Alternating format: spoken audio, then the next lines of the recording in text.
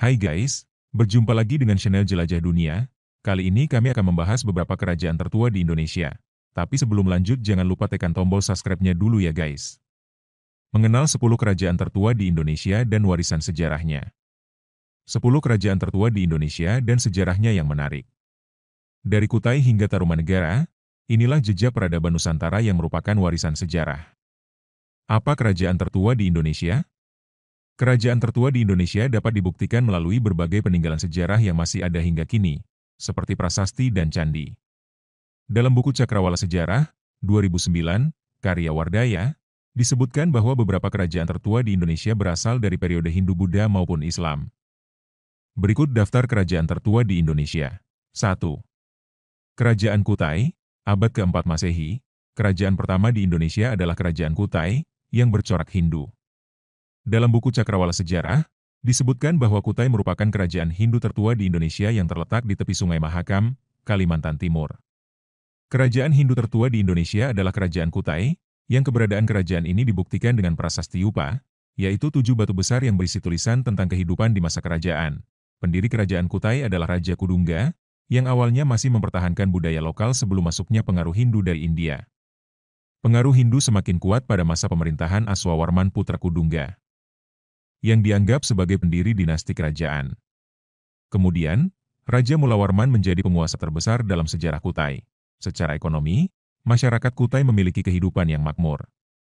Hal ini didukung oleh letak kerajaan di tepi sungai, yang memudahkan perdagangan dan pelayaran. 2. Kerajaan Tarumanegara, abad ke-5 Masehi. Kerajaan Tarumanegara adalah salah satu kerajaan tertua di Indonesia yang terletak di Jawa Barat.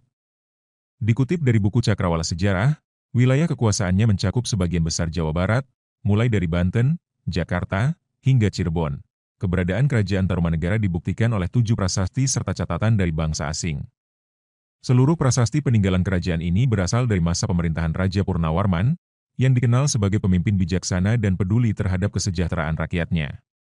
Salah satu bukti kepemimpinannya adalah pembangunan sistem irigasi, yang menunjukkan bahwa Tarumanegara memiliki perekonomian berbasis agraris. Agama utama yang dianut di Tarumanegara adalah Hinduisme, sebagaimana terlihat dari ritual kurban lembu yang disebutkan dalam prasasti.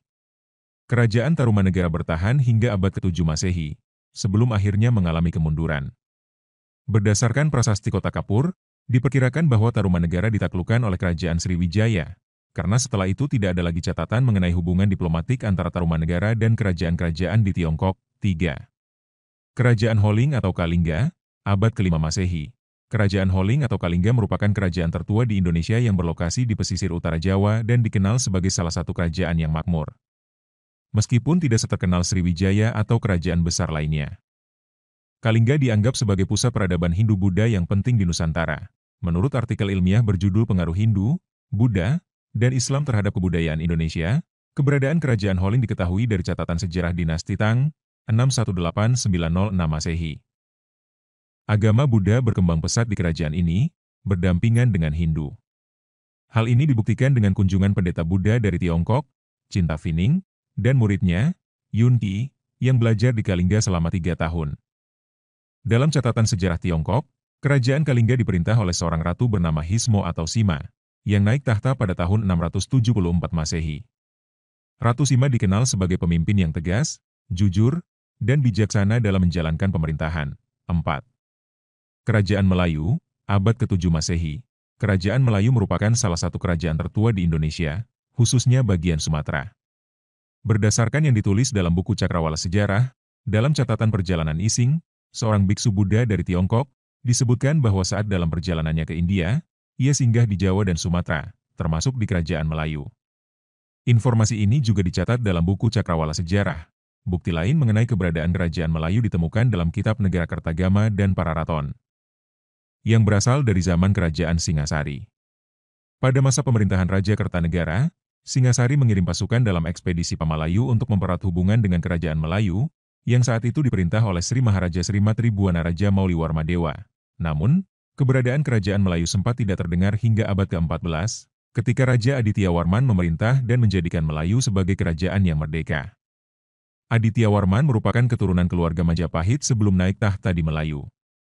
Pada masa pemerintahannya, Kerajaan ini mencapai puncak kejayaan dan memperluas kekuasaannya hingga ke Pagaruyung, Sumatera Barat. 5. Kerajaan Sriwijaya, abad ke-7 Masehi. Kerajaan Sriwijaya adalah kerajaan Buddha yang didirikan oleh Dapuntahiang dan menjadi salah satu kerajaan terbesar di Nusantara. Wilayah kekuasaannya mencakup sebagian besar Nusantara dan bahkan mencapai negara-negara sekitarnya. Pada masa kejayaannya, Sriwijaya memiliki pengaruh yang luas, termasuk di wilayah Jambi dan Palembang.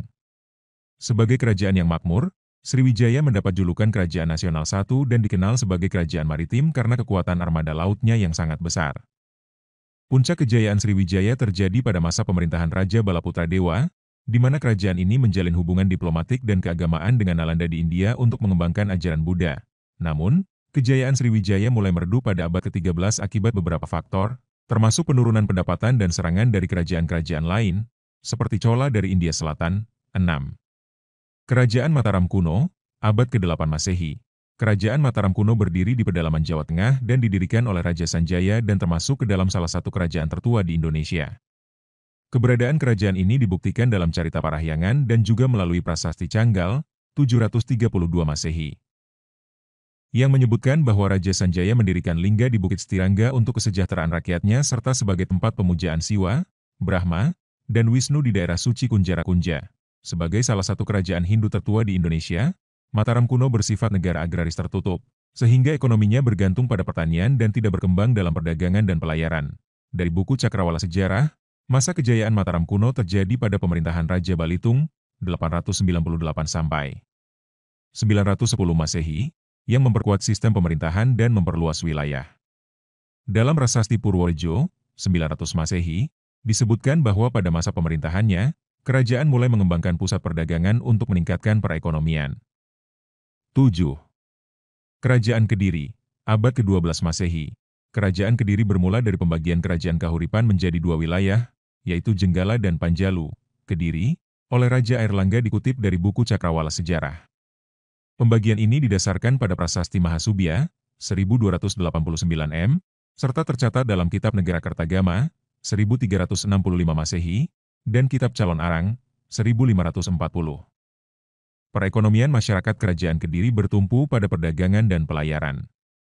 Dalam Kitab Lingua Itaitea karya Chow Kufei, 1178 Masehi, disebutkan bahwa masyarakat Kediri memiliki ciri khas dalam berpakaian, baik laki-laki maupun perempuan berambut panjang, dan mengenakan kain yang menutupi lutut. Rumah-rumah di Kerajaan Kediri dikenal bersih dan rapi, mencerminkan kehidupan sosial yang teratur. Pemerintahan Kediri juga sangat memperhatikan kesejahteraan rakyatnya, sehingga sektor pertanian, peternakan, dan perdagangan berkembang pesat. 8. Kerajaan Singasari, abad ke-13 Masehi. Kerajaan Singasari atau Singosari didirikan oleh Ken Arok, namun kejayaan kerajaan ini mencapai puncaknya pada masa pemerintahan Raja Kertanegara, putra dari Wisnuwardhana, yang naik tahta pada tahun 1254 Masehi. Raja Kertanegara tidak hanya memperluas kekuasaannya di dalam negeri tetapi juga menjalin hubungan dengan luar negeri. Di bawah kepemimpinannya, Singasari berkembang menjadi pusat agama Buddha aliran Tantrayana, yang dibuktikan dengan prasasti yang ditemukan pada Lapik, Alas, Arca Jakadolog di Taman Simpang, Surabaya. Berdasarkan tulisan dalam buku Sejarah Nasional Indonesia, Kerajaan Singasari merupakan negara agraris maritim, karena wilayah kekuasaannya mencakup dataran rendah Kediri Madiun, dataran tinggi Malang, serta kota-kota pelabuhan di Delta Kalibrantas, yang memiliki potensi besar dalam bidang pertanian dan perdagangan. 9. Kerajaan Majapahit, abad ke-13 Masehi. Kerajaan Majapahit didirikan oleh Raden Wijaya, yang kemudian menobatkan dirinya dengan gelar Sri Kertarajasa Jayawardhana. Sebagai salah satu kerajaan tertua di Indonesia, masa kejayaan Majapahit terjadi pada pemerintahan Hayam Wuruk, putra dari Tribhuwana Tunggadei, yang naik tahta pada usia 16 tahun dengan gelar Raja Sanegara. Dalam pemerintahannya, Hayam Wuruk didampingi oleh Patih Gajah Mada, yang terkenal dengan Sumpah Palapa, tekadnya untuk menyatukan Nusantara. Pada puncak kejayaannya, wilayah kekuasaan Majapahit hampir menyamai luas Republik Indonesia saat ini. Namun, setelah wafatnya Gajah Mada, Majapahit mulai mengalami kemunduran. Persaingan internal serta melemahnya pemerintahan menyebabkan kerajaan ini berada di ambang kehancuran. Pada akhirnya, Majapahit jatuh dan dikuasai oleh Raden Patah, pendiri Kesultanan Demak. 10. Kerajaan Samudra Pasai, abad ke-13 Masehi. Kerajaan Islam tertua di Indonesia adalah Kerajaan Samudra Pasai. Awalnya, kerajaan ini dikenal dengan nama Kerajaan Samudra, yang telah berdiri sejak tahun 1128. Pendiri kerajaan ini adalah Nasimuddin Al-Kamil dari Mesir. Setelah pusat pemerintahan dipindahkan ke Pasai, kerajaan ini kemudian dikenal sebagai Samudra Pasai sesuai yang ditulis dalam buku Cakrawala Sejarah. Samudra Pasai memiliki lokasi yang sangat strategis, menjadikannya pelabuhan penting bagi para pedagang dari berbagai belahan dunia. Selat Malaka berperan sebagai jalur perdagangan utama yang menghubungkan Samudra Pasai dengan Arab, India, dan Tiongkok. Pada abad ke-14, Samudra Pasai berkembang menjadi pusat studi Islam, tempat berkumpulnya para ulama dan cendekiawan dari berbagai wilayah. Namun, kerajaan ini mulai mengalami kemunduran pada abad ke-15 karena pusat perdagangan Islam beralih ke Kesultanan Malaka. Itulah sekilas informasi tentang rangkaian kerajaan tertua di Indonesia. Terima kasih yang sudah menonton. Jangan lupa like, comment, share, dan subscribe. Sampai berjumpa lagi dan wassalam.